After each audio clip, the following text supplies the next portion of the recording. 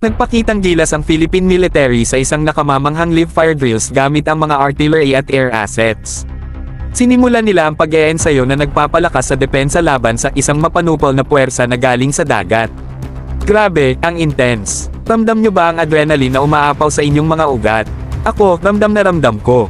Ito ay nagpapakita ng di matitinag na lakas at handang-kahanda ng ating mga sandatahang lakas. Sila ay palaging handa sa pagprotekta ng ating mga baybayin at depensahan ang ating minamahal na bansa. Pero huwag nating kalimutan ang kahangahangang lokasyon ng Burgos, Ilocos Norte. Ito ay isang lugar ng kagandahan na nakaharap sa makapangyarihang dagat kanlurang Pilipinas at sa ating magiting na kapitbahay, Taiwan.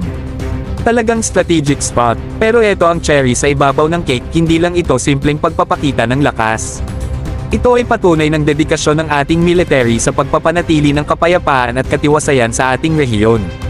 Sila ay isang nakakatakot na hadlang, nagpapadala ng malinaw na mensahe sa anumang mga potensyal na mapanupol na ang ating mga baybayin ay nasa proteksyon. Kaya mga bro, magpalakpakan tayo para sa ating Philippine military sa kanilang di matitinag na dedikasyon at walang sawang paghahangad ng kahusayan. Tunay silang nagpapakita ng espiritu ng tapang at katapangan.